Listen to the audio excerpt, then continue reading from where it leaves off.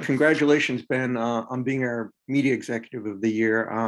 I feel like you're part of a grander theme that's been going on in the ad industry that we're trying to recognize, which is shifts towards, I guess what P&G would have said is doing well by doing better, by doing good.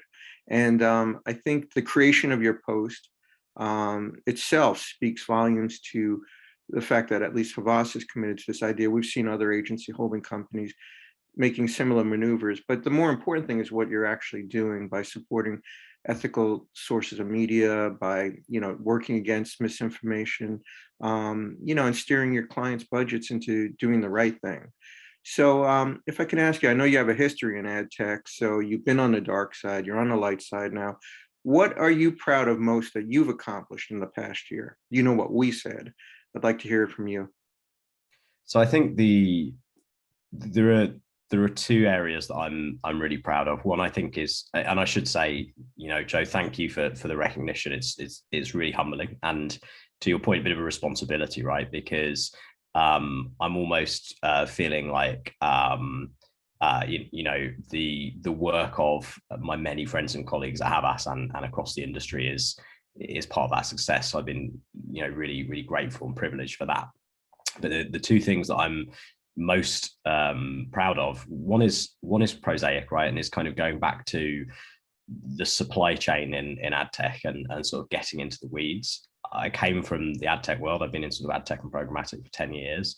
So being able to have the latitude to go back and think deeply at every point in the supply chain really allowed us to make some big changes. And I'll talk to two of those briefly, if I may. The first was to actually look at being subtractive rather than additive, if that's a phrase, in terms of the technologies we were using. From an ethical standpoint, having a sort of an appreciation of the ethics of technology usage and why we apply certain technologies is really important. It allowed us to have some hard conversations about subtracting technologies and removing them, and that manifested in two ways. One is the meaningful marketplace, and that we felt a little bit unique because it reduced the fees and reduced the number of partners in the supply chain. So there's a real received wisdom that adding more technology, adding more complexity is the way to solve these issues, and we found that wasn't. So it was nice to have that proven out, but also be able to give back a little bit in terms of returning more media dollars to publishers. So that's an example of that. And the other side of that was, really looking at some of our brand safety technologies and the way we were applying things like block lists and labels, category filtering on platforms, and actually removing some of those or reducing some of those altogether was really interesting. We found 2 years ago when the pandemic started that news was being demonetized by these kinds of technologies. Sorry, I sound like I'm getting emotional about it. But the issue was, was even more significant. So we've been on a kind of long journey there, and I'm really hoping that, and I'm seeing this, our friends and colleagues in the industry are having that conversation.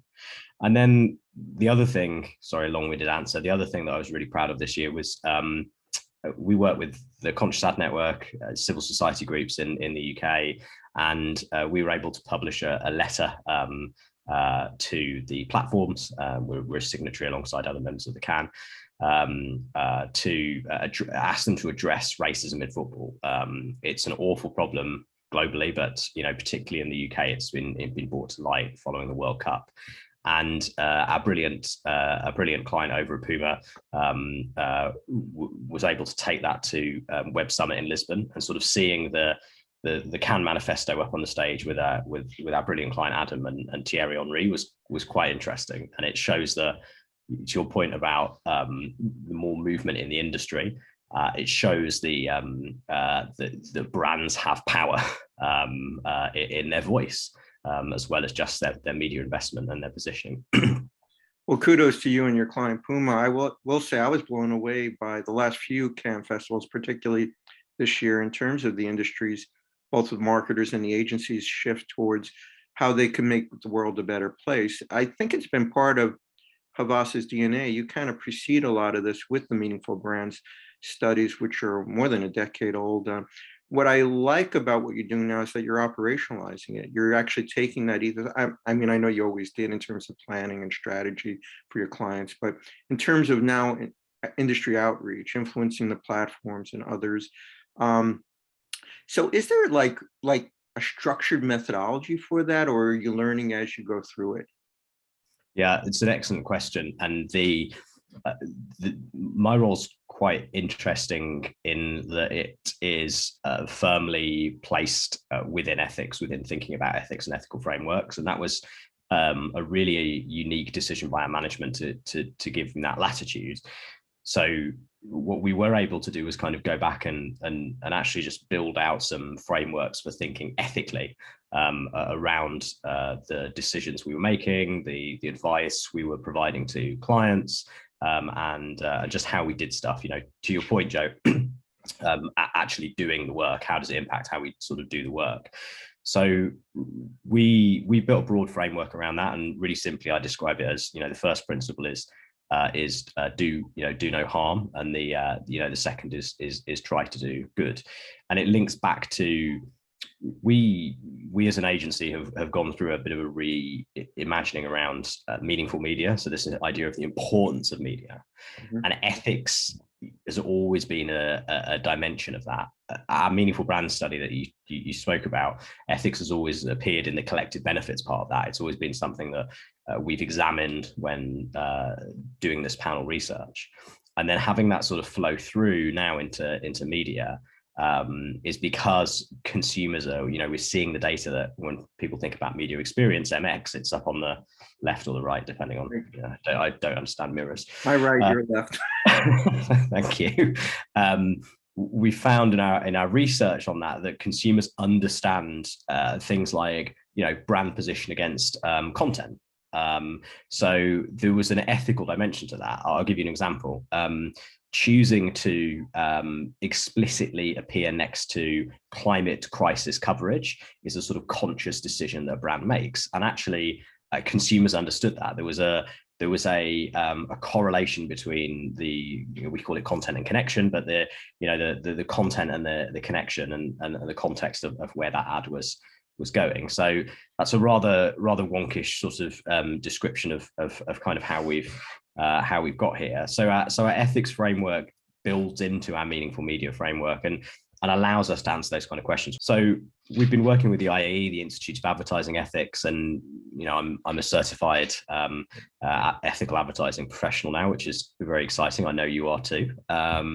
And we think that's a really interesting set of frameworks. So now we're kind of aligning the frameworks we built internally around meaningful media, ethical media, meaningful media being trusted, engaging, influential, and ethical, with those frameworks the IAE have built out. And, you know, to your question at the top of our discussion, that's going to be really interesting in terms of moving forward as an industry. I think we need some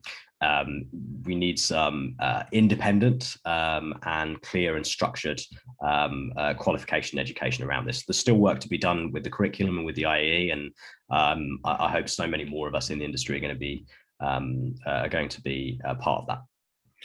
Well, yeah, I think the industry is moving forward, whether it's the Institute for Advertising Ethics or what the WFA has done with the GARM initiative. And so this is exciting that the industry is moving in that way, but it's also great that businesses are moving in that way and are making money by doing the right things. I should also say that Ben is recovering from COVID as we speak, and thank you for being a trooper and making this video with us.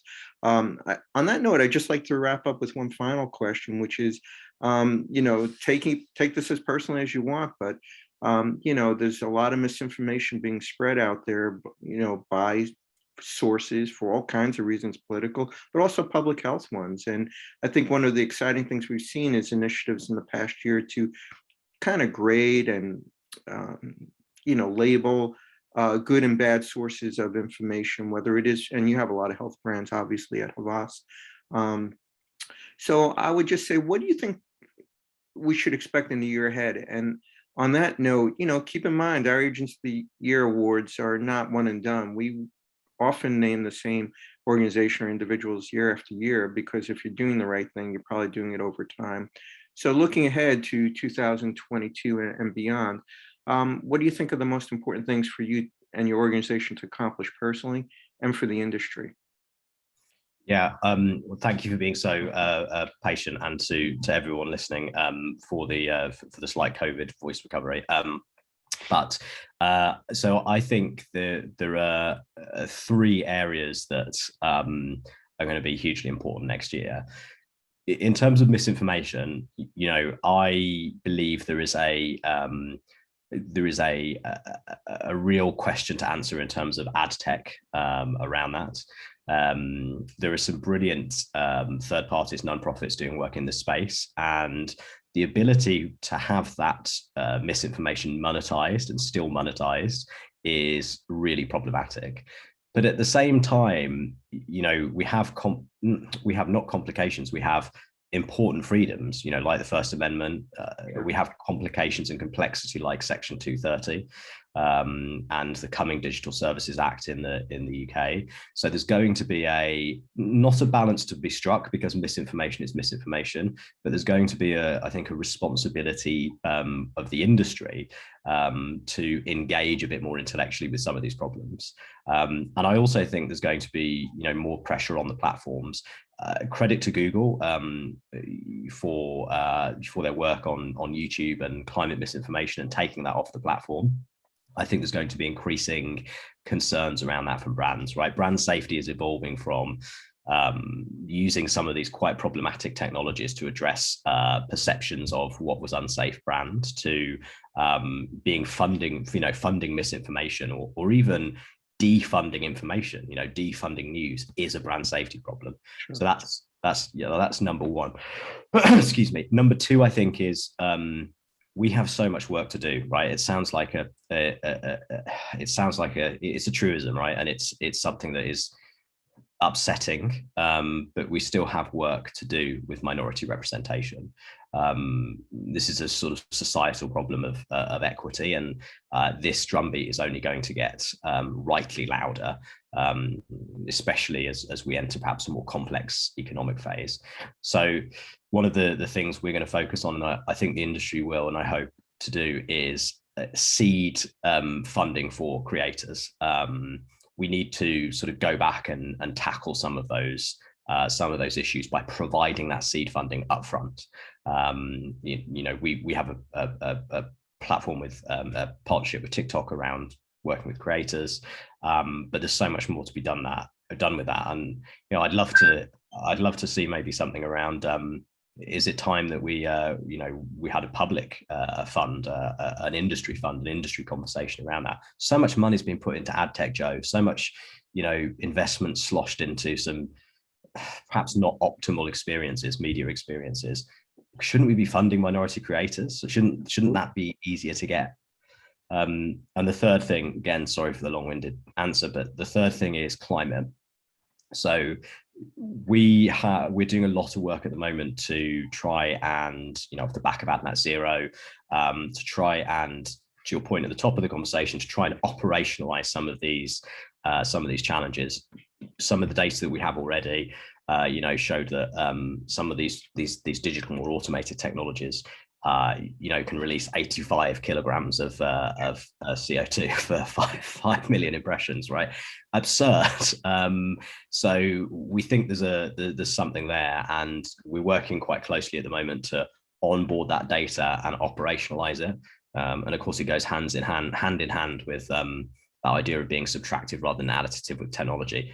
Technology isn't always the answer. Often it isn't. In fact, understanding media, the power of media experience, and actually human insight is so important and effective. So climate is going to be big, and rightly so.